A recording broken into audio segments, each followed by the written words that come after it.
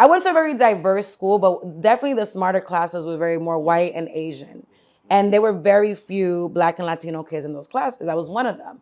So they were kind of just shit talking like, how she got a math B? Like, bitch, you about to find out.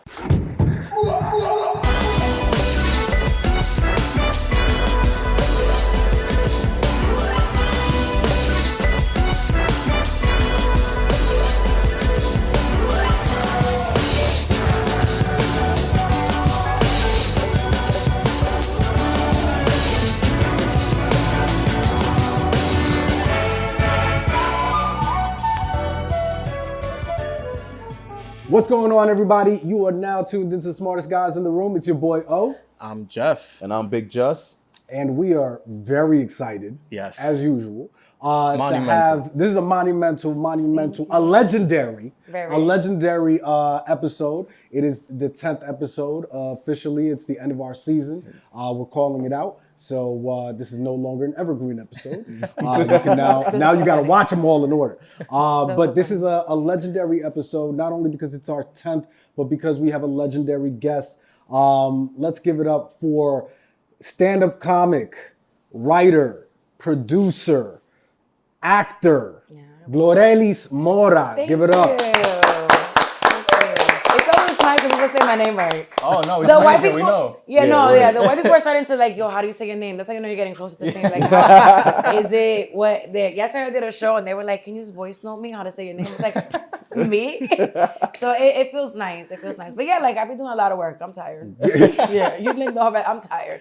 I'm also trying to redeem myself because our first episode we had Hector Espinal. Yeah. And on the episode I introduced him as Hector Espinal. Oh, so now your accent is on point. Yeah. But I wouldn't make the same mistake. Don't feel bad. Yeah. You're like, I gotta let me let them know I can actually speak Spanish. Yeah. But do you speak Spanish? Yeah. Okay, making sure. 100%. Hit that SAP button. My Spanish is it's not like a 10. I would say like it's like a 8.5. Yeah, that's like good. 8.5. Around there, yeah. Mine's a 5. Mine's like a 4. It's like a B 4, plus. solid. Yeah. I'm a solid B plus. I'm not no sabo, but nah, like everything else. Like. Yo, I'm definitely borderline. Like, let's move on.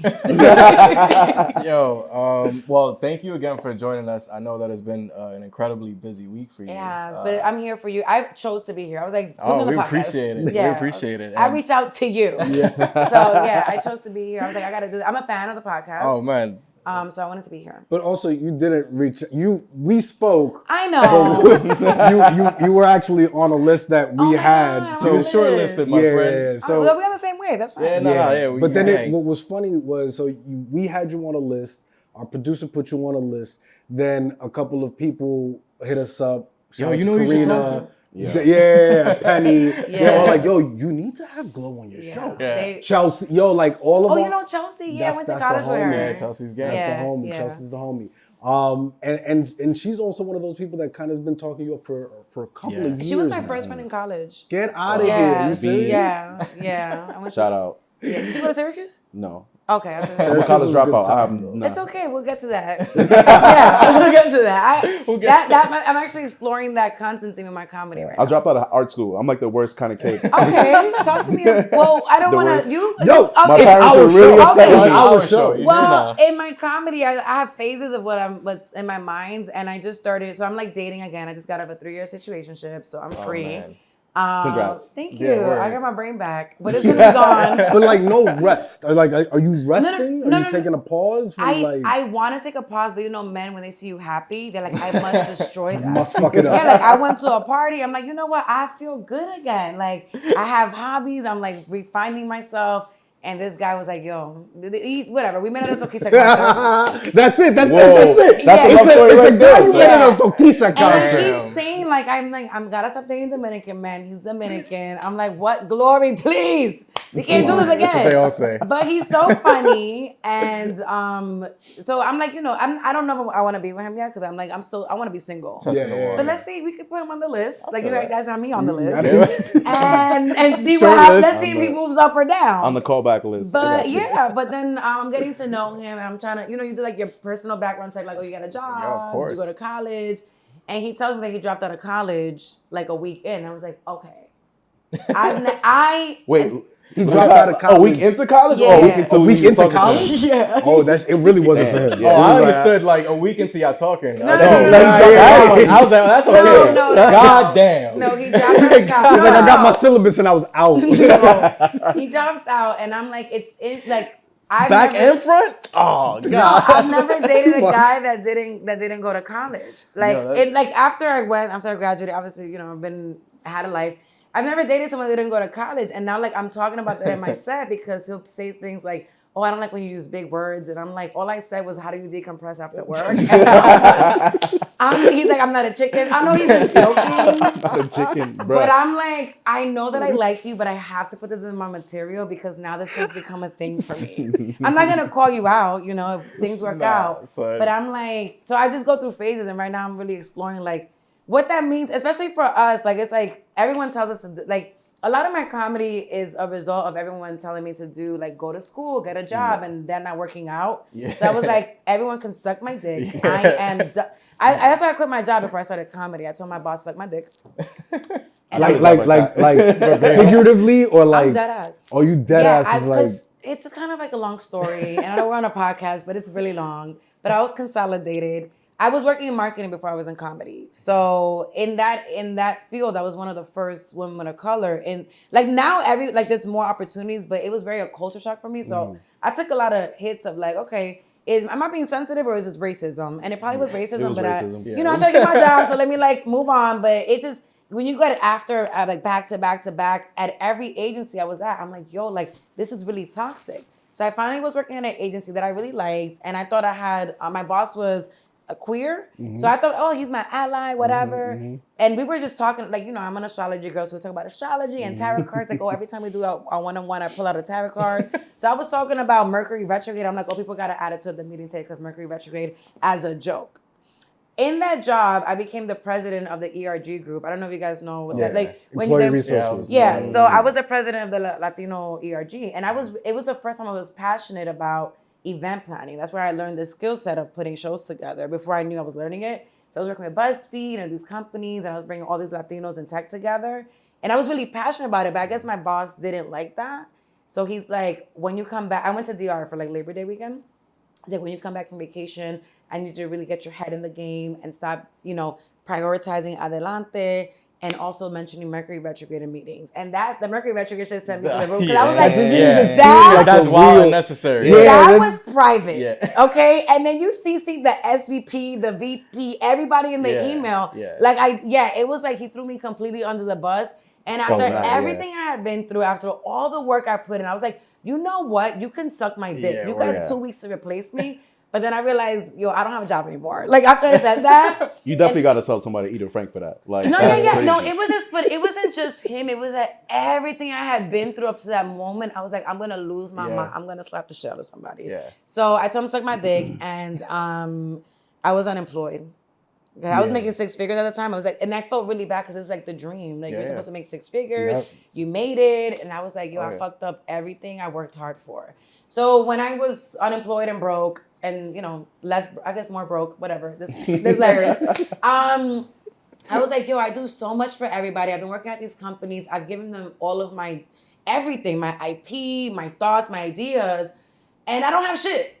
I don't have anything. So I was like, I'm gonna start. What I'm gonna do. It started as a blog first. I'm like, every month I'm gonna take a class to try to find myself. The first month I did a salsa class to try to be more Latina. That didn't work. I learned the routine, but I signed up for some salsa class, and I was like, oh, I can dance salsa. I've been doing this all my life. And then it was like advanced, and all these white women were better than me. I was like, that's it. I'm over that. No, because I was like, what the fuck? I had a coach. I wanted to quit, but this wonderful woman was like, don't quit. So I stayed in the class. But I was like, this is not really my fit, whatever. Then I hate telling people this because they try to discount you. But one of my sorority sisters told me to take a class for comedy because I saw it on a flyer. I was like, that looks really cool. Like I've always wanted to try it, but I'm embarrassed because I'm a professional woman. I work in marketing. I'm in a sorority. Like I can't just be out there just doing shit and embarrassing myself. So I was like, I took the class in private under the guise of like, it's for professional. You know when you lie to yourself, but you really want to do something? I'm like, this is gonna help me for professional speaking at work. Uh-huh. That's why I'm taking this But you have to class. convince Heavy on yourself. the heavy on the selling it to yourself. Yeah, because I'm like, I'm not a comic. That's impossible. I've never, like, no one's gonna really, I'm not doing this, whatever. So I sat in the back of the class, and the teacher, she goes, it's always the kids that sit in the back that say that they're not a comic that end up being the comics. Like, the comics that sit in the front. Yeah. So like, it's always the ones in the back. I was all the way in the back of the class. I was like, what the fuck?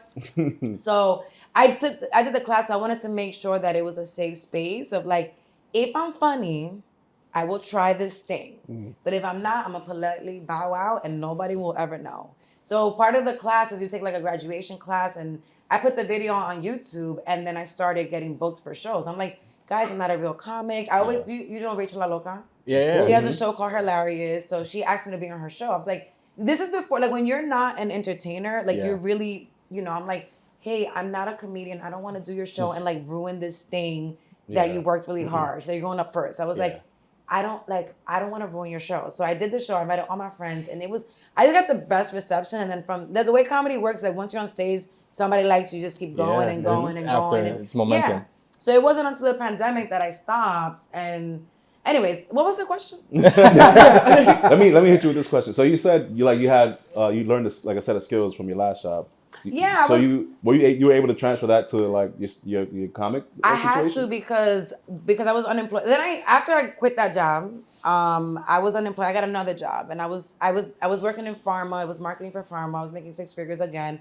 But For pharma? Yeah, it was big pharma or like medium pharma? It was medium. It was for diabetes. They put me there for the Latino account. I mean, diabetes is money though. No, like. I know, but it was just kind of like money in the sugar. when you work in those, it's just so slow. Okay. And I was looking at the computer. I was like, yo, am I gonna do this for the rest of my life? Yeah. No, I can't do this. So I was kind of like, luckily, I think it aligned. I think the universe sends you signs. I had been unemployed one time before where I got let go, and the government sends you this thing called SEP, whatever. SEAP, where you can start a business or look for jobs. Oh, yeah. I got it in the mail one time. I was like, I'm not gonna start a job. And then I was like, when I got let go of the second job where I was kind of depressed, they were like, we're gonna just lay you off. And I was like, you know what? That was God. Like, girl, get the fuck out. Like, you're not supposed to be here. Yeah. I got the notice again. I was like, you know what? I just did this class. I just did comedy. I'm unemployment. This is before unemployment was cool. If I take this money, I'm making $600 a month. I have a rent controlled apartment. If I take this money and it becomes something, I'll continue this. If it doesn't, at least I try. I'm gonna give it my all. Yeah. If it doesn't, I'm gonna quit. Because I'm very self-aware. I'm like, if it's not for me, it's not for me. So because I had this skill set of marketing and event planning, I was like, there's so many comics, they don't produce shows. So I produce shows, not because I want to be a producer, out of necessity, because nobody, like, I was getting booked, but like, I just wanted more spots. I wanted to work. I wanted to create, like, what I'm doing now, but like, I was just doing it then. And those skill sets helped me to put it. So everybody's like, you're so good at producing. I'm like, it's not that. It's that I've learned a lot of skills to just put this, to be able to communicate, to put people together, to put brands together, to do what we did at United Palace. Like, I always say, like, I used to be at these jobs, like, why am I here? And I was like, God was preparing me. Like, we got different, some people are born with status. They got like trust funds and shit. And some people are born with different, I'm like, babies, I was born with the podcast called Smart Guys in the Room, right? The smartest guys in the room. So I was gonna make sure. I didn't call it the Smart Guys Pod. And I was just born with the gift to actually like be really smart. Like, I was always a nerd all of my life, like not straight A, because like life got in the way, but I was, I was on the path to like, I was like National Honor Society, like Love that. academic. Yeah. So I was like, I wasn't born with money or whatever, but I was born with my brain. Like, my brain, that should be, thank you, God. It does a lot sometimes, but that was a skill set. I'm like, this is a skill set that I could use to make opportunities for myself. And I just been heads down. I've produced over like 500 shows. Like, I'm talking about, I've been working. But every show teaches me how to do things. So when you see something like United Palace, it wasn't like a thing that just happened overnight. Popped up out of nowhere. It literally has been 5 years since I started producing my first show. Like, I started taking, as the pictures that pop up on Facebook, I'm like, yo, it's been 5 years. But I got better as I started learning. I started learning the rules. So yes, the skill, like every skill set leads you to your next thing. Yeah. I still have more skill sets to learn. Like, Fire. yeah. So that's my story a little bit. So going back to like making the decision to do comedy, it sort of seemed like it was, you kind of found yourself in the right place at the right time, almost in the right space, I would say, because people like were kind of saying like nudging you a little bit. Was there a moment before like where people was like, yo, you should be like when you were younger, would people tell you this shit all the time? Because I feel like naturally, like you have that personality, like you don't mind speaking in front of people, that kind of stuff. I used to be shy. Really? When I didn't know how to speak English, I was very shy. And when I was in elementary school, I couldn't speak English. I know, now it's like the opposite. Same. Right, none of us. Yeah, I learned how to speak English in school. Did Like, they take I you learned how out to of the speak class and like bring you to the bus downstairs? Like It wasn't. outside I the was building? actually in gifted and talented. G&T. Yeah, GNT, and I took the test in Spanish, and they put me in. I was like, yo, like, I actually got the clarification from my mom saying it was a dual language program. I was like, wow, I took the test in Spanish and I got in. She's like, it was dual language. I was like, Mom, you're ruining the legacy, okay? No, but I was a little shy, but then, as you grow up, whatever, I was the class clown, but like in AP history, in AP biology. it. Like, it wasn't like class clown. You were regular- JV. You were Yeah, JV I was class gifted. clown. I was gifted and talented class clown. You know what I'm saying? So like, and I think that really is representative of my comedy, where it's like, oh, she's funny, but like she's smart. Not like I am smart. And I've always been a class clown. I've always been the diffuser of situations. And actually, I was a waitress. I've had so many jobs. Like when I tell you I've been working, right, I'm tired. But you're a New Yorker also. I know. Yeah, that's but what I was gonna say. Yeah, Like right. you're from like here. when I tell you, I even like handed out pizza flyers at one point in my career. Like I've had many jobs. My best friend I'm calls with me. you. I'm there with She you. calls me Steve Jobs. Like we have. No, I'm serious. Yeah, yo, white.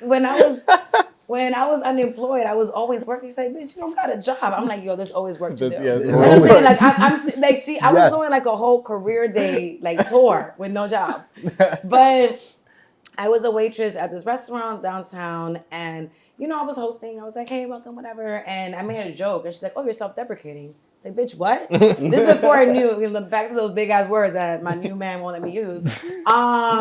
She's like, you're self-deprecating. And I was like, and I looked at, I was like, what does that mean? She's like, oh, you're at your expense, you're making yourself small so you can make me feel better. And I was like, is that what I've been doing all of my life? Yeah. And that's when I learned that, I mean, that's a lot of comedy is self-deprecation of like, I'm gonna make fun of myself. Like I've always been the person like, oh my God, this is an awkward situation. Let me just take the bullet. I want to make sure everybody's comfortable. break whatever. the ice as soon as possible. Yeah, you said that. Break that. Yeah, I was like, I'm like the group, like that person. So I guess I've always been like, people were like, oh, like they never. I don't know if it was like you should try stand up. They're like, you're really funny, whatever. None of my ex-boyfriends thought I was funny though, but I think that's changed. Get out. I think You know how men are. They're like, women are not funny. And I just didn't say anything. I don't know any men that sit Yo, there. But That's so true. you guys That are girl's like hilarious, the man. you guys are the That girl's fucking antithesis hilarious. of like, them toxic podcasts. You guys are really trying to get to a point and like, let's learn together. Nah, bro, I'm gonna say this right now. The only woman I think is not funny is Amy Schumer. Like, let's- even before like people hated her, like I was like, bro, this chick is not funny, son. All right, so you left the job did. after getting let go, after literally leaving the job, Yeah. telling your boss to suck your dick and I all did. that. Was that the smartest decision you ever made? Like when you Wow, that's a look good back, question. when you really look back at it and see where you are today. And let me actually rephrase it. What is the smartest decision you ever made? I'm not gonna lie, I've made some good choices. I've also made some so. You really. think it was a bunch of small decisions? I think that the situation, because that job, like, you got to think about everything it took me to even get that job. I think the smartest decision I made was decide, like, this is going to sound really weird, but when I was young, before like the internet was a big thing, I got this book from the library on how to code, like how to make a website. Okay. And C++? Yeah, it was type some, shit? it was all on MySpace. It was making like, yeah, we were all like coders, low key. And I know it's gonna sound very dramatic, but I think that was the smartest. I must have been like 10 or whatever. I was like, I knew that the only way to get out of my home, because I hated being at home. The reason why I went to college was to get away from my parents. It had nothing to do with education. It's like, they have dorm rooms. I have to get there. I have to figure that out. In my own space. Yeah, I was like, if that's what's gonna, whatever. Yeah. So I think that like being a self-starter, like learning how to code, I just remembered it wasn't like a crazy website, but like that really started like me teaching, like, okay, I can teach myself anything. Like whatever I learn, I can teach it and have that skill set to take me to the next. So all I've been doing every time is like, I'm gonna teach myself this for the next thing. And I think that's what, like, with production, sorry, like I haven't slept, so I'm tired. With producing, I was like, I'm gonna teach myself things because it's gonna take me to the next thing. If I do it right, like it's just gonna. I just been like down, like I'm gonna get to the next thing. I'm gonna get to the next thing. So I think that, and also taking math B in high school. Math B. Shout out to Math B. Fuck Math B B, changed my bro. life. Bad. That's when, That like, should change mine too, but not in the way you talk Yeah, about it. that's Wait, it. it fucked you up? Yeah, Oh, I damn. didn't graduate from school, but Wait. You that's whoa. that's You like didn't my- graduate from high school? No, I had to go to summer school, and then like that became like my like kind of like you. It was like from that moment on, I decided I was like, yo, bro, never again am I gonna get caught out like this. Like, and from that moment on, I fucking went to college. Math like, B. yeah, bro. Yeah, calculus. that shit triggered we talking everybody. about calculus. Math B. We talking about calculus. That's what we're I talking about, still- bro. You talking about calculus? Yeah, we talking about calculus. I still have the book. Like I keep it. Burn it. Yeah, no. Send it to Florida. But if I- That's like a coffee table book in Glorelys crib. Yes! It's like a Math B book. Yes, you guys- Integrated You guys mathematics. are on the, not y'all roasting me like this bitch is smart. Get the fuck out. No, Yeah. Nah, hold on. I'm on your side because I I do wanted algebra. Math I B do was my algebra chest out. I was like, No. Math B? Let me Math B? wait. First of all, I I'm do ready for want to Math B shout right out now. the year that I took the test. I was the second highest scorer in the state. Wow. And that's one of my favorite like fun I facts. didn't go And that being prom hard. queen. No, I had to go hard. Let me tell you why. Let me tell you why. Because again, when I went to we go to these schools and we don't have resources. So I went to middle school. It was a lot of negative peer pressure. They were like it was just bad peer pressure. If I would have stayed that route, I would not be here today. I was like, okay, let me go to this. I went to environmental studies, high school. Anybody? Yeah. No, everybody? I know it. Okay, yeah, it used to be a good school. Anyways, so I went to high school for environmental studies, and I just remember that year. I don't know what happened, but they needed to move kids from the math A. They needed to expedite the math A kids to get them in the math B period. I don't know why. I guess it was some kind of program. So they had us take the math A test really, really early and moved into math B. It wasn't even like it wasn't my choice. It was just the universe. So the universe did that. And my teacher, you always have that teacher I have teachers that changed my life, Ms. Zhao.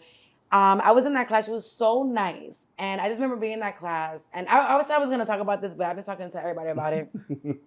And I was getting roasted by the Asian kids. Because they were, they were just good at Over math? Yeah, because they were kind of bullying me and being mean to me. Like Over math? Yeah, I remember this one girl, Gloria. Math beef? That's crazy. Yeah, it was math beef. That's Math crazy, beef. bro. Math beef. That's And crazy, she bro. That's the title of this They were just episode. talking mad shit about me. And one thing about me, I'm a competitive bitch. I was like, bitch, don't fuck with me. So I learned math just to get back at that bitch. So because the teacher would put the top names in the class, and she thought that she was it. And she had a whack version of your name. Yeah, too. and Bruh. she did win the a national brolic honor version of that. Yeah, I'm so bitter because she won the National Honor Society presidency. Oh. I should have won that, but I was just getting people were just talking shit. Like they were just saying like that women like me weren't smart, whatever. I went to a very diverse school, but definitely the smarter classes were very more white and Asian. Yeah. And there were very few Black and Latino kids in those classes. I was one of them. So they were kind of just shit talking like, how she got a math B? Like, bitch, you about to find out. So I remember, like, because of my pettiness, I sat down with Ms. Zhao every day after class. I'm like, we're going to learn. You're going to teach me. I sat there like I cared the most about that class. And they say that your success in calculus determines your success in life. Yeah, there's like a whole study about it. Sorry. I'm so sorry. Wow. No, but Nah. yeah, like We chilling over here. Yo, I don't even remember. I don't remember any. Like I think I'm all right with math, but I don't I'm okay remember with math. anything It's from not any calculus, of those bro. classes. I will tell you, I don't know how to solve those. I never I don't know how to calculus solve anything them. in my life, Yeah. bro. Nah, Like, when was the last time you calculus? yeah, I didn't calculus. You never know. You might. Calculated ass Yeah. nigga. I haven't used none of those equations. Yo, I'm done. I haven't used none of the equations, but I just remember being so passionate. I'm like, yo, I'm gonna get back at this bitch. And then I was like the top student forever. I would be snitching on kids. Like, I think people are cheating, going on the class. Oh my I was determined. I said, Ms. Zhao, people have their book bags open. You're not gonna come from my spot. So I think like that, like math it's so crazy because I've been, learning you have like phases where you learn more about your friends, and I'm like math was so important in my. I know I sound like a nerd. No, but I this is was, actually and it was so fascinating. important to me and who I became because that class then had me go into like AP Calculus, AP History. I didn't do well in AP Physics, but it just it was about being put in a different environment that put me in the trajectory to go to college and to go to a good school. My best friend in high school, she was like, she was the one that started putting schools in. I didn't know about like Syracuse and NYU. Yeah. She's like, I'm going to these schools. I'm like, how do you know this? And so I started applying to those schools because she put it like when you're around the right people, they will put you on the not like on some opportunistic shit, but like just I being feel you. about mind, Influence, like yeah. They'll those introduce you to things that will benefit that you never Yeah. knew. And I'm like, what the fuck is Syracuse? And that looks like a nice castle. I'm going there. Nice castle. Yeah. It does look So like a castle. yeah, I think like being a self-starter is the smartest decision I ever did because I still am that. And Yeah. I'm learning now. I gotta delegate. I'm very exhausted, but I'm almost there. I feel it's coming. I'm almost there. Anyways, yeah. We talk about that a lot, like That's the incredible. importance of diversity of thought, right? And Yeah. just making sure that you're surrounding yourself around a very diverse group of people at all times within your life. You know, we bring it back to like our parents saying like, enséñame los cinco, the five people. I always say you know the what I'm five saying? people you hang out with the most will tell you who you are. Exactly. That's been a little bit of a theme in a Yeah. lot of our conversations because it's like, yo, if you still continue to hang out with the people you grew up with, unless they're all doing amazing Yeah. things or whatever. Like I know when I look at my groups, like I'm very close to like my friend groups, but I then have offshoots because I need to branch off. You know, I need to branch off and I need diversity of thought. I need diversity of experience because those are the things that influence you and like get you to places that you never even thought about going. And I thought I had grown. I was like, okay, I'm such an open-minded, like I'm always around different type of people. But this move to LA has really changed me. I was like,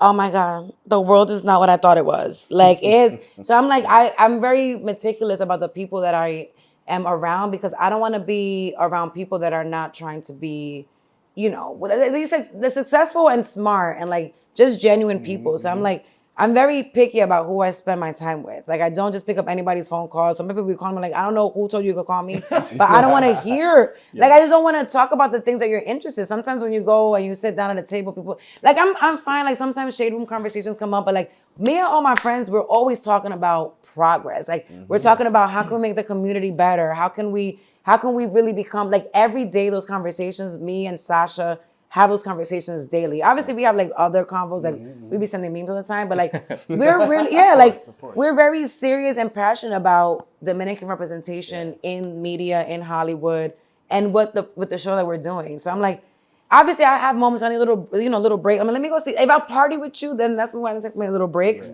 But like my day-to-day people that I talk to, my pins people, I have like a pins whatever. It's like, who do I want to be like, or like, who can I learn from? Those are the people that are pinned on the top of my phone. Everybody else is just, I mean, love everybody, but y'all in there. Noise. Yeah. Let's talk about that a little bit more. Like people specifically. Are there any specific people that you can point to in your life, like that you consider like, oh, these are some of the smartest people I know, or one specific person?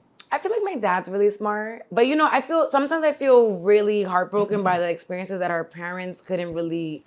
Not that they didn't meet their potential, because my parents are really smart people, but I get sad about all the things that I know that Sacrifice. Yeah, that they don't, like, you know, we be doing, like, everything that you guys did to put this podcast together, like, I don't know anything about cameras, but I'm sure you found the right lens and all these smart things to, like, be able to fulfill your dreams.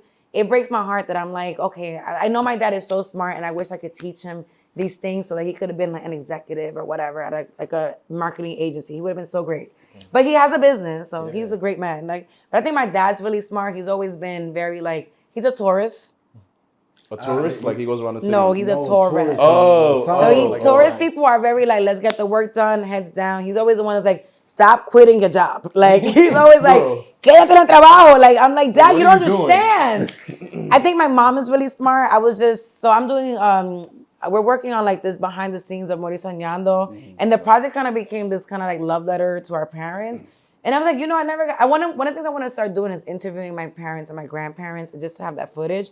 But my mom is also really smart. Like, she didn't speak English when she came to the country. I was just saying, she used to work at Burger King and she went and she learned how to speak English. She went and she got her master's all by herself. Like, that's the kind of people that I'm around. So like, I think like my parents are really smart.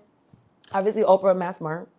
Oprah, I've been watching all her memes. Oprah? Yeah, Oprah's only because I just saw a video that, you know, like sometimes there's a lot of motivation online and you're like, okay, some of this is regurgitated, but I just saw this video that really aligns with where I am in my life. And she was just saying that a lot of people aren't successful because they don't have direction. They want to go somewhere, but they don't know where they want to go. Yeah. So they're not successful. So that's what I've been trying to tell people. Like, you can have dreams, but what really is your dream? Like, where are you working towards? And I think a lot of, I'm not going to say just comics, but anybody in entertainment, sometimes they get kind of like salty or like upset because they see other people succeeding. But those people, you don't know what they went through. You don't know the connections they have or whatever they did to get whatever. But they probably have very clear goals about where they want to go. So you can't be mad at other people if you don't know where you want to go. And a lot of the times when you're working in the same industry, you're like, oh, I want what that person has. Like, no, what do you want? Yeah, you know, like what's best for you? Yeah, everything I've accomplished has been very intentional. I'm like, I want to create a show for Uptown, New York. I want to create my birthday party. I want to be at the Madison Square Garden in 5 years. Like, it's like, I'm going to do these things, but I don't tell everybody that. But I'm like, this is what I want. And then I want to do a talk show. But I mean, I started to tell people that I'm like, you got to be careful with what you say because, like, you know. Who you say it around, too. But sometimes when you put it out there, let's say, maybe you don't want to have, like, I think this is giving talk show, so this is not a great example. But sometimes you know people that maybe you guys came across the opportunity, like, yo, I really know that you like this certain artist. I know him. I know you want to do music. Yeah. Because you said it, they'll connect you to that. So, like, now that I'm ready to put it out there, people be like, actually, like, maybe you could take this class or maybe you could meet this person. So, like, now my brain is getting more, like, tunnel vision, like, even further. But it's good that you said that because that's how we, we've known each other for a really long time, Oscar and I. Like, we did the Juan Bago and those stuff, right? I was his voice and writing all the songs and all that stuff. But then years passed by and it was like that. It was like, yo, Oscar's saying, I want to do stuff. Right, and Juan Bago's listening somewhere else. Yeah. Right, and he knows me as well. He knows that I'm working on some stuff, and he's like, "Yo, you know, you should talk to Jeff." Like, and kind of reconnecting us. We already kind of worked together for so long that it was just like a natural kind of, all right, like, so we doing this. Yeah. All right, like, it's settled. That's what happens when you start putting your intentions out. There, you know, maybe you don't tell everybody your exact dreams that you want to be at late night by the end of the year. Like, that was my goal this year, but the strike happened. Who knows what would have happened? But, like, I have a whole vision board on my phone, but you start telling slowly, like, hey, like, you know, tell me that my mom and my grandmother, like, you know, tell people what you want to do because somebody knows somebody. And I'm like, you're not supposed to tell people your dreams, you know? See, and that's a interesting thing within our community as Latinos, mal de ojo. Like, that's why it's like, that's why I don't say shit. You know, like, that's why you gotta be careful who you say certain things to. I buy into that. But I appreciate that, the fact that, like, you put it out because a big part of making things happen is manifesting, and manifesting is putting it out to the universe. Not just to yourself and speaking into the mirror, but, like, it's forward progress. Exactly. Yeah, I have a process before I share people. I'm like, okay, what do I really want? Am I okay if this happens? I'm a little bit like, I just get nervous. I'm like, okay, I'm ready to share with people. Fine, whatever. I just been putting that out there. And then other people will share their dream. I'm like, it's a fine line of, like, whatever. I think for the purpose of this show, I'm like, I think you should tell people. There are people that are safe people. You could tell them and they'll put you in the right. It's not even about people doing stuff. It's like the moment I said I want to start earlier, actually, let's go back. At the beginning of every year, I do 3 goals. Like, a goal that is completely crazy and delusional. That was me being on late night. But even though I didn't do late night, I did a lot of adjacent things to it. So it's fine. Maybe it didn't happen this year, maybe next year. The other goal is something that is like, if I work really hard, I can achieve it. And then the last one is like, I know I could do this. Like, so just to give me some confidence. So one of my goals for this year was to start a podcast. I had just wrote it down. I put it on an Instagram post. I'm like, I'm gonna start a podcast next year. I put that in January. Then when this opportunity came up in February, I was like, oh shit. I didn't, it wasn't like but it was more, it happens every year. Like, the year before that, I was like, I want to perform at New York Comedy Club. One of my comics I look up to, like, he's like one of my mentors, Eric Rivera, was like, hey, I want you to do my show. Can you be the host of the show in New York Comedy Club? What? When you write things, I know it sounds crazy. I'm a manifester. I'm an astrology bitch. When you write things down on paper, it's like this thing that just, like, okay. It's like, I wouldn't say it's like a spell, but it's like everything. It literally becomes real. Everything that you write down comes true. I try not to write like a long list because then you're confusing the universe. So I'm like, let's be real specific. I write short and sweet. Words. I said, because I also don't want to overwhelm myself. Sometimes you put too many goals. I'm like, if anything comes out of this year, what would make me feel good? I was like, me starting a podcast this year made me feel good. But then the podcast led to all these opportunities. I've been, like, I know I'm mentioning the Angela Yee show right now because I just did it, but it's just like, it's just so cool that she's like mentioning my podcast on her radio show. And I'm like, what? Like with people that are famous, like it just was really surreal. Like I'm not even on this planet right now. I just sleep. And I'm just don't want to, like I said, I want to take it in and like I get nervous. But when you write things down, I do believe they come true. Maybe not right away, but there's a process. You just finished up this week. You did the Mauricio Yanda show on Monday. Having this like crazy lineup of like rising stars in our opinion, some of who we like love dearly. What was that like, setting that up and kind of being the mastermind behind all that? I know that, you know, on the back end of things, sometimes like there are things that kind of go unseen. Like what does that look like when the sausage is made, so to speak? The behind the scenes, or like with the production? Setting that up, like everything. It's a lot of so Sasha and I put it together. We soundboarded. We like, it's important for us before anything comes to fruition. We're like, what do we want to do? Like, how do we feel about this?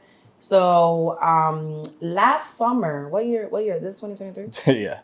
It must have been in August or something like that.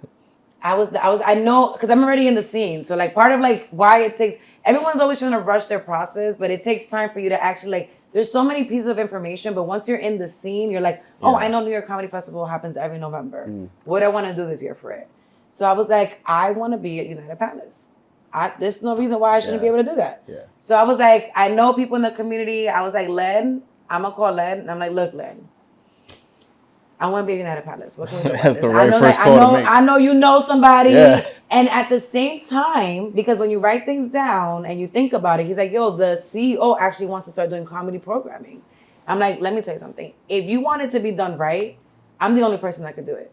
I promise you. Yes. I'm the only person, because running a comedy show is a very specific skill. Like, because I'm a comic, I know what the comics need, and I also know what the audience needs. So I'm like, you need to let me do this. And it's going to be a Mauricio Yanda show. We're going to do this Uptown. But what happens behind the scenes is a lot of stressing out, a lot of crying, a lot of hating everybody. When you're producing anything, you hate everybody.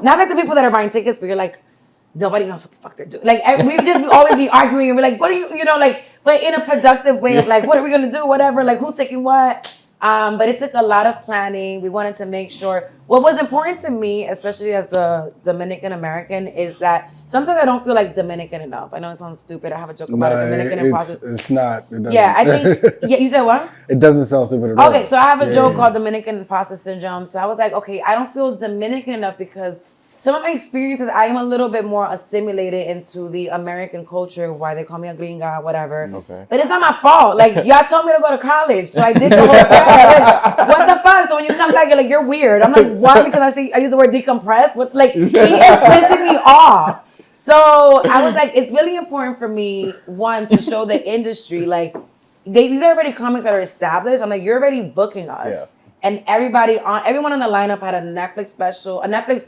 comedy opportunity, Comedy Central, Vice, like everyone is established. So I wanted to show the industry, don't fuck with us. Like, we're great, keep booking us. You're doing, like, everyone is great. I also wanted to show how diverse Dominicans are optically. Like, everyone in the lineup looks so different.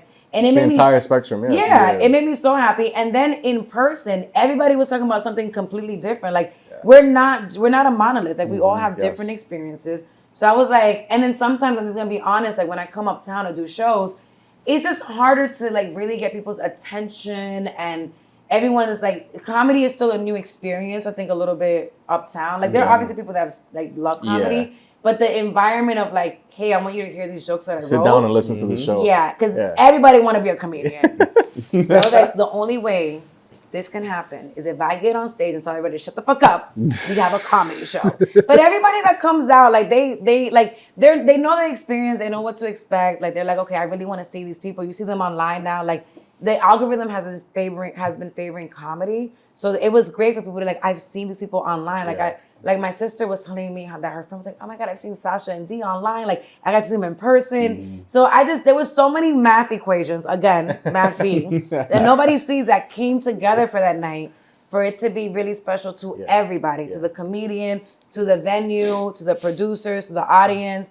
So that's what it takes. That's what it means. And that's what it takes to do. It just takes a lot of work. Do you think that now that was like such a successful experience that it'll be more frequent and more? Oh, absolutely. I'm about to see you on stage. I was like, Mike, come go. over here. What do you think about the show? Holding him to it right near in front of everybody. I have it on video. I was like, what do you think about the show? He's like, Next month? Well, we're gonna do every quarter. So I think it's just also like when you're first, I think it's great to do monthly shows, but then I really want to focus on the crafts. I'm like, I really want to move away from doing monthly shows. But when you first start out, you should be doing monthly shows. Like if you want to produce, but we need more producers. We need more people that are putting events together, but very curated events. Like what this is, what you guys do Viernes Sociales here. Yeah. And every time I come, it's like so dope. Like everybody's like they're just networking, having a good time. Like, and again, there's different experiences that it's fine. Like I love me a hookah bar.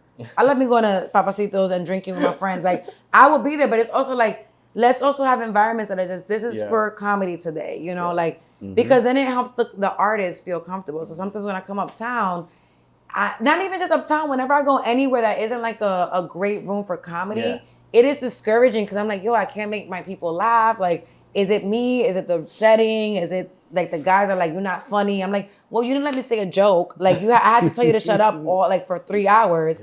So it's a little discouraging. And it's something that I know it's a little bit of a transparent conversation. Hopefully I don't get canceled. But I just wanted to create a environment for success that night. And it was really successful. So. You've been very consistent with this for the last 5 years since you started, because this isn't your first comedy show. This isn't the first time. This is this is show 1,000. Exactly. Exactly. But even from what you produced, like you've been doing that all over Uptown, whether it was in Harlem, whether it was here in the Heights. You've been doing it. You've been creating these platforms for Black and brown comedians to be able to come together and share their comedy with people. Like that, why has that been so important to you? Like making sure that the Black and brown faces are the ones that get seen the most. Because everything I went through in marketing in my life, I just always feel very discriminated against. And I feel like it's really, the industry is really unfair to people of color. And I've always believed if you create your own, like I am gonna work everywhere. Like I don't mind working everywhere, but I really believe if we create our own opportunities, then we don't have to feel excluded when we, you know, like I was like, I always knew that whenever I do shows downtown, a lot of them, and me and some of my friends are talking about like, sometimes I get treated like shit. I'm like, it's the same question. Like when I left marketing, I was like, oh, I'm going to be a comic. I'm going to be free now. It's the same thing of like, am I being overly sensitive or is this person racist? And all the time, but you know, I still push through. I'm like, I know that I have an end goal. So whatever, that's between you and your God. I'm going to be funny either way. But it's important because it's why I started comedy, especially for women. I didn't have a voice in a lot of my relationships. I was just talking about this earlier. Like I've been in a lot of abusive relationships. So when I started comedy, I felt free. I felt like all my exes could really suck my dick because you can't get on stage. One thing about men, y'all are so confident. Y'all like, yo, women, y'all not funny. We the funny guys. But men are not, they get scared to get on stage. We were just talking about this shit earlier. So, like, it's hard. It's hard. And like, I try to talk to Ian about it too when we had him on, but it's like, yo, getting on stage, you might as well be butt ass naked, bro. Like you get on there and then it's like, oh shit, now I gotta like, I'm up here now, so I gotta tell some fucking jokes. Right. I can't walk off. Yeah, but it's not like you going up there blind. Like those jokes that you're gonna tell. At first, the thing is, even as like sometimes like I remember like again, I'm only 5 years in, so I'm even still learning, right? But I know that people will be starting like, I'm doing 30 minutes today. I'm like, bitch, I don't even got 30 minutes, but I want to see you. I want to see what you're gonna do. Like you think you go there with a game plan, and it's not gonna happen like that. Yeah, I could imagine. You have to have there's a lot of skills, a lot of like crowd control. Yeah. There is like memorization. There's also like, you can memorize your set so much, but you still have to have a certain essence about you. Like you're not gonna deliver it robotically. So like I always say the set is just your safety net because you don't know where the set's gonna go. But yeah, like I think men, what I love the most about comedy is that men can't get on stage. Yeah. So you can say whatever you want, but you can't do this. Yeah. And it's so great to be better than them. Because all of my life, men have always been putting me down, dragging me. You know, they like to make women feel less than just. This is your turn. Yeah, no, I'm like, fuck everybody. I know my exes, they be on my page lurking. Yo, but you doing it. Like, you really doing it, and you really putting a light on comedy for Latinos. Like, you're part of this amazing group, and and when you really look back at it all, is really being spearheaded by women. It really 'Cause is. you And look rap at too right now. Yeah, rap men, too. men. What's Yeah, going on with men right now? Well, Like, it's not even about that. I think Yeah. it's just it's finally Yeah. the time, and I think Yeah. it's being head up by some really amazing people. Yeah. Yourself, Sasha, D, Yeah. Ida. Yeah. Like there's so many, Yeah. and you guys are representing in such a positive way too. Yeah. You know, like, but anyway, the point is like, how has your process changed since from when you started 5 years ago to now? Like Yeah. writing jokes and getting up on stage. Like how has that like transitioned over all this time? I think that when I first started, it's like going to college. Like you don't even actually know what you're doing. You're just taking a bunch of class. You're just doing a little bit of everything, whatever. You just here, you just there. I used to go running around everywhere, and I think what the phase that I'm in now is kind of like a lot of your process also has to do with where you are mentally. So when I started comedy, I was so in survival mode of like, I need to get respect. I need to let people know, like, don't fuck with me. Like, I was like, it's kind of like, it's a very New York thing to want to fight people when they don't respect you. So, yeah, like, when I be in the club, but in comedy, those rules, like, these, like, rules that we have uptown or whatever, they don't apply. Are you funny? I'll slap the shit out you? Yeah, Like like that rule? That's it. That's how. When I first started, like people were like, "Oh, you're not a comic." I'm like, yo, you don't know who the fuck I know. I don't know nobody, but I could pretend, you know. So I was so angry because of the way I was getting treated. But now that I am a more established comedian, I understand kind of like, I wouldn't call it pretentiousness, but like the whole like, you really not a comic until you are a comic. And it's something that I didn't know because I was like, I could do whatever. Like, you're not going to tell me I'm a comic, but there's just so much to learn. I think I learned a lot of, what I love about me is like, it's natural, like the performance, the essence, the confidence, it's so natural. But I really feel like now that I've created a platform, I really want to create more intentional jokes. So I have like jokes that have taken me to my new jokes. Like I used to, like when I first started, I would do like a lot of ass eating jokes, very like, you know, like very like easy. I wouldn't say easy, but it's just kind of like, you know, fruit. yeah, I don't want to call long hanging. No, like crowd pleasers. Like everybody guess, can yeah. relate. Yeah. Everybody laughs at the ass show. Because it's so like, oh, you know, it's expected of, and there's nothing wrong. Whatever wrong with your art, but it's expected that if you're a woman, you're gonna be talking about like sucking. And I do talk about sucking dick, but in a different way of like, you can suck my dick to Billy. But I started with like, I didn't really know what I was doing, but now like, and I didn't know I was gonna be a stand-up. And I think my process now is more about doing the homework and take that part of the move is I wanted to get away from everybody because in New York I'm up, but in LA I'm like a nobody to them because they don't know me. So I'm like, let me just take a nap. But I've been getting mad shows, which is humble brag. But I just want to really like sit down and like the jokes I write them from stage. So I'm like, okay, I in real time I'm like, okay, this person's laughing. Like I'm performing, like they're laughing. This hit, they had a reaction. Don't say that.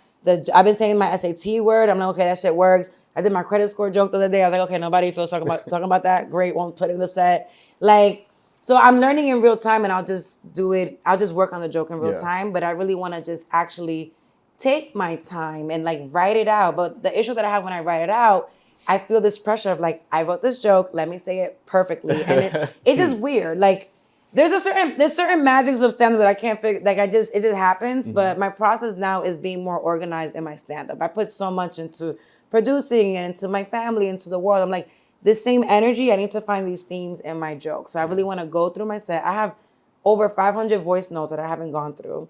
I have ADHD, so I'm gonna go through all of them in like a month and like really see like these jokes. Putting got mad heaters in there. No, it's mad heaters. Pillow Princess never developed her. That was a really good joke. There's so many jokes that I haven't developed yet, but now I want to actually like be intentional. I think I was learning how to do stand-up for the first 5 years. Now I want to actually work towards a special. I don't know when that's gonna come, but like, what does that look like? Like the themes I've been exploring as like, you know, being a stupid bitch. Like I've been so dumb in relationships, but then the bigger theme, and this is scary for me because I've never done a special. I'm like, well, let me just follow the jokes. What is the theme? I'm like, maybe the theme is my mother and my relationship with my mother. And that can be something I explore. So I'm trying to like find the umbrella term, like an umbrella thing. So how it ties everything else. Yeah, so when I put the jokes that already work, they're gonna go in different orders, and I'm gonna be honest, I worked backwards. Like you probably shouldn't take my advice. That there's a whole process. You're supposed to do open mics and then do a 5-minute set and do that. But like, I was just kind of like, I'm a Gemini. So I was like, I'm gonna do a little bit of everything, make a mess and be like, okay, what did I do?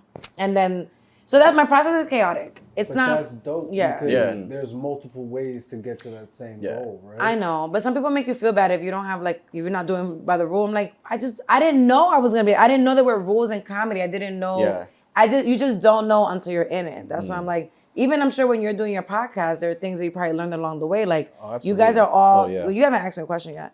You're nervous. No, I'm not. Yes, he has a couple A questions. few, I'm but I'll be actually- watching the podcast and you be acting controversial. I'm like, why hasn't he bullied me I'm yet? actually because you talking. What the you dropping fuck? mad gems. I came here. I was like, yo, I'm gonna fight him today. gotta love But you've been like, you're like so. You dropping mad gems? Because I though. saw the astrology shit. You're like, I'm the dollar sign and whatever you said, and I'm like, wow, like. My next one was gonna be advice, but then you started dropping stuff about Oh, okay, advice. okay, So but then- I'll be watching you. But and I think you remind me a lot of me and the podcast because you're like a little bit you're like the contrarian a little bit. Like they'll be like, yeah, you know, and then you're like, actually, no. There's a lot of fuck that's for a lot of Yeah. things. Yeah. That's very Stand true. on it. No, yeah, but process the podcast. You guys started with a specific process. Yeah. You're like, we need to refine it, and then you refined it again, and now you're like, okay, you told me this is episode 10. You like, you told each other because I was like, do you believe that? Like, you know, but everything is a process, and you won't know what you're doing until you actually start doing it. And I just didn't know what I was doing until I started doing it, and now I'm like, I have a whole it's a little bit. It's very I can't say the word intricate.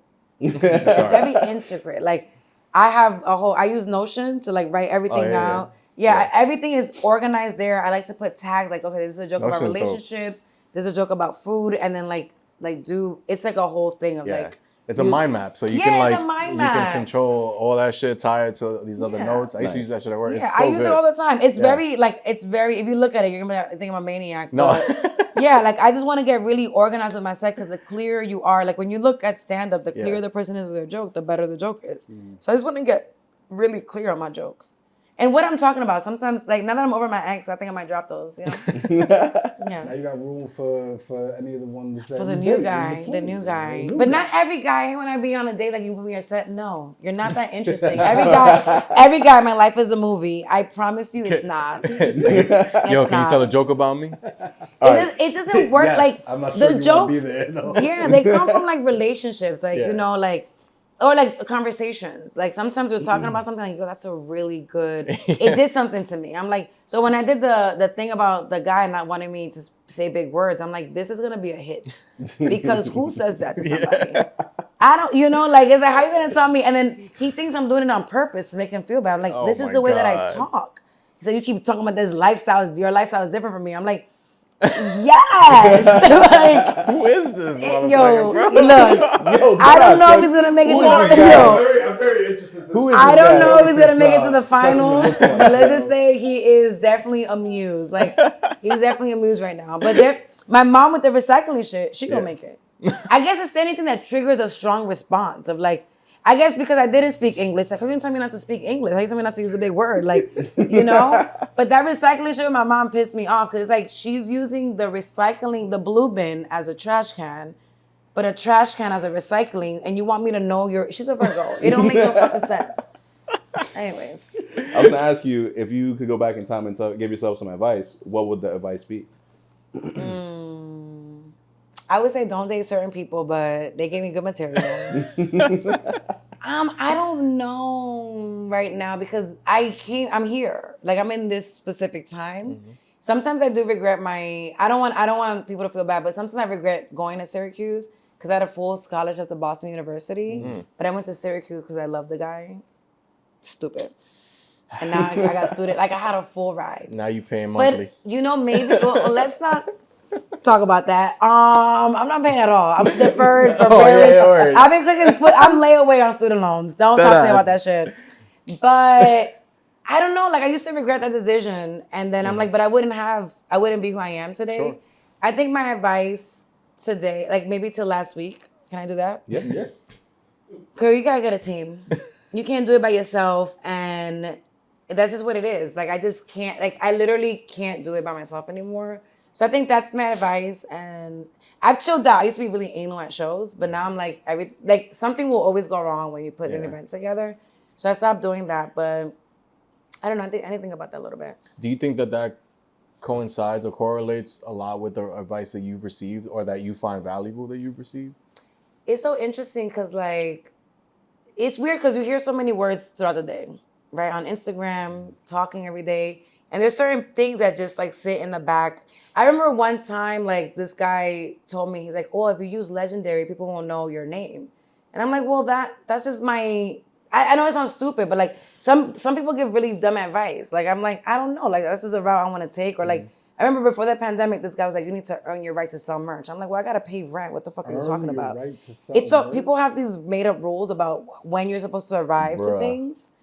It's just stupid. I was like, and then in the pandemic happened, everybody's like, go, that girl, Glory, she was onto something. I used to have my merch site. I have to redo my website. I don't know what happened. But I don't know if I can't think of, I know I get a lot of good advice, but the general advice that everyone gives you in comedy that is both annoying but really informative and helpful is just to keep going. Mm-hmm. Just keep going. And I received that advice when I first started. I received that advice when I have bad days. Just keep going. Like, fuck everything, just keep going. So, looking at Glory in the future, we see you as a talk show host. We see you with a special on HBO, Netflix, wherever. Whoever's it may paying the be. most. What's another big goal for the Glory of the future? Word. The goal for me is to really, I want to stop having emails. I know it sounds stupid. Like, I want having emails, like, but I want to get to a point where I don't have, you ever, like, I don't know if I'm the only person that has this long ass to-do list that never stops. Oh, yeah, they never end. I would love to get like a to-do list that is like, my goal is to wake up every day and be like, today is a new day. I don't have no leftover to-dos. Nah. I don't have, is that impossible? That's impossible. I know that's a stupid, You just gotta stop doing shit. I love, I just want to be so. Start over. Throw it out and start over. I just want to be balanced. Like, that's something that I'm working on. Like, it's hard. I'm exhausted, and I want to, the Glory in the future has balance. Maybe some emails and to-do lists, but it's balance. I don't know, I have personal goals. Like, I want to be a mom one day, but I don't know when. I think about that all the time. Like, I'm 33. That's the thing about being a woman in comedy. I'm 33. I'm not, this guy, I don't know if he's gonna be my husband. So we don't know yet. Be careful whatever you speak. I out know, into that's the why universe. I keep saying, like, I get nervous about that, but I don't know. I told them, this is what I told them. You know, I'm gonna get canceled. It's fine. I know you're gonna get canceled for this. I send them some links to some schools that I think would be good for him. Oh my Lord. Time out. Jesus, did you tell him to go to school? Wait, hear me out. The dude that doesn't want you to use big words, you still talking to him.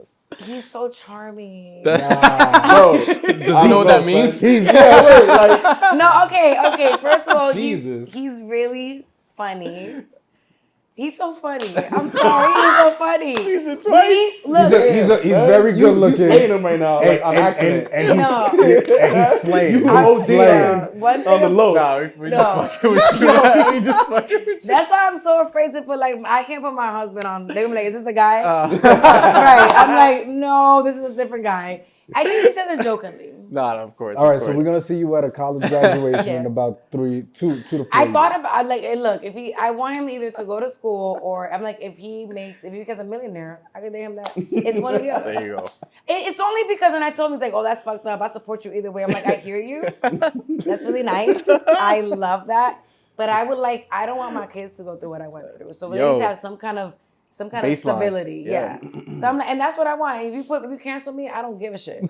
I don't care. Like, I made up that decision. People are like, my mom was like, he should just treat you raw. And I'm like, yeah, I don't know about that, girl. Like, I want my kids to be stable, like, to have a really great life. But I don't know. I guess my goal, I already, like, Mauricio Yondo was the hugest goal that I could ever accomplish.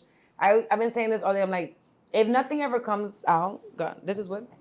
Sure. I hope it's real. Like, it's good, right? That's wood, all right. No, if nothing comes out of this, at least I got to do that. Yeah. Like, if anything, everything else that comes is extra. Like, you know, I'm like, I would love to be in a movie. I want to play a Disney villain. Oh, sick. Oh my God, I would love that. That would be sick, yeah. Just the girl from Snow White, Maleficent, whatever her name is. Oh, yeah, Maleficent. Or Cruella. I should probably learn the names. I would love to play Cruella, like, just evil, like, for fun. I have a crazy laugh. That would be fun. You should actually write that down. Write a Disney villain. I gotta pick one. No, create one. Yeah. They making new Disney characters all the time. Pixar is in desperate need of some fucking diversity. Oh my God. But I don't want to be like this Latina villain either. Like I was gonna The Uptown villain. Just write it for yourself. I like that. That's great advice. The Witches of Vermilion. Yeah, the Witches of Vermilion, yo. Not me a year from now. Girl, we got a project from you. That little dream you had, we actually need you. That's not a bad idea. Let me know when you're ready. Like you guys, I want to be in it. Yo, what's Witches up? of Vermilion. That's Shit. really funny. Any chance to work with you? Shit. I hate, man. Y'all be so funny. Nah, man. No, but you're a driving force, yo. You're a thank driving you. force. I just really want to make everybody happy. I gotta make myself happy, but I just want everyone to get along. That's why I want to do comedy. It's so important because like we're so like we're made up of a lot of experiences, not just like professional ones. So like this thing is obviously an impactful, pivotal moment in your life. So like, does that change the advice that you give? I think I've always been like this kind of person, like very positive. I have my moments, But I guess if I was to give advice, and this is advice also for myself, is do not believe the negative, the thoughts in your head that are negative are so much more exacerbated, whatever, than they actually are. Like we are our own worst enemy because we're like, oh my God, I'm not Dominican enough. My Spanish is bad. Like you start putting these, nobody said that. And I have had really toxic relationships, but I've also had really helpful relationships where it's like, they'll be like, nobody said this to you. You're literally making up this narrative that's not true. So like my advice is to work on the inner narrative because that's the person you spend the most time with. And it wasn't until I started comedy and I had a break. I wouldn't say from society, but like I spent 2 years in my apartment with like the only social interaction I had was comedy. Like I just stopped responding to everybody. I was like, I just don't invite me to no parties. I want to just focus on this. And it was scary. It was my first time living alone. And that part, have you lived alone? Anybody lived alone? Yeah. The first months of living alone is like, oh my God, what am I going to do? Yeah, here? he's like, looking around like. I'm kind of bored. Well, the first time I lived alone, I guess, was with Jeff. Yeah. But like after we used to be roommates. So after when you moved and shit, it was just like, all right, like there was a whole like, to like have dinner, we used to go fucking smoke or whatever, and then it was just like, oh shit. And then you kind of left to your own devices. Like I was just like, yo, like because a lot of people don't like themselves, and that's that inner monologue. Yeah. So I was like, what am I? I don't want to live by myself, but it was I was living by myself, and now like I love being alone. Like I'm sharing space with my mom right now because it's whatever, but it's like I love silence. Every day she talks. Oh my God, I can't get no work. I can't get no work. I'm like, yo, I miss just being alone. Because when you're alone is the best time for creativity where you can like go through your to-do list. You can think, it's your own thoughts. So it's like that. My advice is to practice time being alone. Like you don't, like when you're with other people. When I started comedy, I'm like, are these my thoughts? Are these my mother's thoughts? Are these, because people tell you like, you gotta do this, you gotta do this. And I'm like, what are my thoughts? What do I want to do? And I spent, like I said, a lot of time by myself. I think Issa Rae talked about one time she like locks herself in a room before she writes an episode or something like that. Like it's like a weird process of like, I just need to be alone because everyone's talking to me and I can't focus. So I spent that time by myself to really work on myself, on my inner monologue to say, okay, Glory, no matter what, I have like a Google Doc where like, whenever you feel lost, remember these things. So I write them down. So I'm like, because you're going to feel like I'm talking to you. I'm happy right now. Catch me in 4 weeks. I'm like, yo, fuck this shit. This shit is hard. But I have a list of like, remember, this is what you're doing this for. This is your thoughts. Like I'm a very like wordy, anal person, whatever. That was the advice I have. Just fix the inner monologue. That's a good and that inner monologue, men are so mean to each other. Like men are really hard up here. Yeah. Yeah, like it's okay. Like And I'm not gonna. I don't want to drop this. Therapy has been great. I don't. They be pushing all the men to go to therapy, but therapy has also helped me to learn like how mean I've been to myself. Like that's what that's what it's for. Like this. I think that if you fix this, and you can do whatever. Because there's so many people that believe in themselves delusionally, and you're being so hard on yourself, and people are doing more with like no talent. Yeah. So that's Dunning Kruger or whatever that shit's called. Wait, like, who we met? Wait, who talking? it's like You said Freddy Krueger? Dunning-Kruger. It's like it's like a study that says that the people who are usually the most confident and like the most loudest, Yeah. they're usually the dumbest. Yeah, And like they. Everybody at work. When I started comedy, I put on my plan. I was like, have as much confidence as a white man. Yo, and my deadass. career has been great. People in comedy is very egotistical, and people would be looking at you and they be talking shit about you. But the people that needed to see me saw me. Like, don't fuck with me. Don't fuck with me, Gloria. It wasn't Gloria, but I don't play about Coming for you, Gloria. Yeah, I don't play about competition. Yeah, yo, mad beef. But I want men to make vision boards. I think you guys should have vision board parties. I have Vision one. board parties. Yeah, put the game in the back and cut up some magazines. I just want, Put the honestly, game in the back and cut up some magazines. yeah, that's what I want. I I'll know tell you, half of that sounds good, and the sports half is the shit half. This you guy don't like is- that shit. Is to turn it off, Bro, We don't need sports. me You don't and need the Knicks. I do not bang with sports. I don't fuck with the we won because who's we? You didn't win shit. Man. Like I don't fuck with none of that. Are you like, shading your we friend? won, like we. I'm shading as in everyone. we Yeah, split? like when the Knicks win. and That's the people be guy I Don't was say looking for we. today. When the Knicks There's win, he is. You got it out, There bro. he You got it is. out. Fuck that, bro. Yo, Fuck that, 'cause I was you like, didn't win. wait, the Knicks why- won. Right now you mad at sports. I'm Yeah, like, wow, yeah, this I'm mad. is such a progressive podcast. Men don't like sports. But just two things. Like when I do my comedy, there's two things I want. I want women to be in healthier relationships because I've always been in bad ones. And I think when you watch stand-up, people, their job is to say things that you're afraid to say. So I want women to be like, I want them to make, maybe don't be like me because I do still make dumb decisions, but just be in healthy relationships. Yeah. And I want men to, I always, like people are like, oh, you a man. So people be like, you're my favorite man hater. I'm like, I love men, but I just want you guys to be more open and more vulnerable. And like these ideas that you think that you're supposed to do, like just, it's okay to have range and expression. Yeah. Like men are having a hard time. I'm seeing it. I'm like, what happened? Maybe it's just. We used to go to war. Oh, I heard don't worry. that's what There might happened. be an don't opportunity worry, coming up bro. soon. I heard that's Sign what your happened. ass But up. like we used to go to war is the common thing. We don't go to war no more. None of these motherfuckers in the Heights went to war. They be That loving ass. saying that shit. We used to be at war. Maybe ass. that's ignorant. I never seen nobody in the 80s. Was there war in the 80s? No. Let me Cold delete that. war in the 80s. That was. I think that was The last 90s. big one was like The 90s. That's Yeah, early right? 91. Actually, that was. The Desert Storm. That's it. Yeah. 89. It was like 91. That was 90. that was that quick. That's right there. Because it was Dad Bush, not Oh, Reagan. it was That's Big Bush, 88, not Little Bush. 89. Oh yeah, he came in '89. Oh Yeah. my God, now I gotta fact check. No, But yeah, men are having a hard time. I want you guys to do better. Do you feel like men are having a hard time?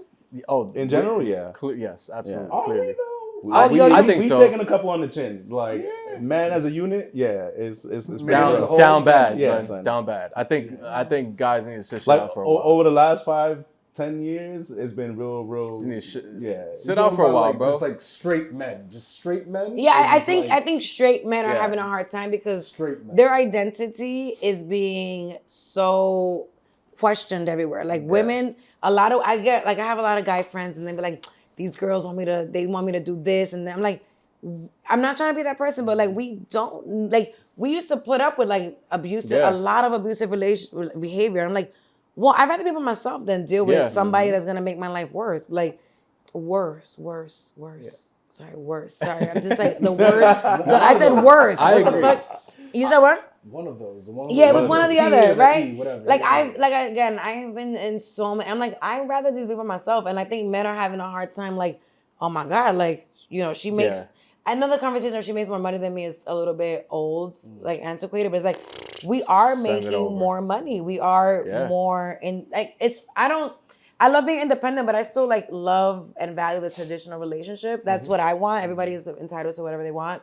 But they're just having a hard time grappling with their identity and Yeah. like what that looks like now. I think if you would have What their value is now that Yeah. like all this other made up shit has been like removed from the yeah, like the equation. toxic Dominican dad, that's Yeah. done, baby. It's done, and men are. You saying I need to be here all 7 days? Yeah, you What the gotta fuck? be. Yeah, you gotta be helpful now. The fuck? So I think, and that's why I think you guys I feel like you guys started the podcast to help, like not just men, but like I feel like there's a little undertone of like.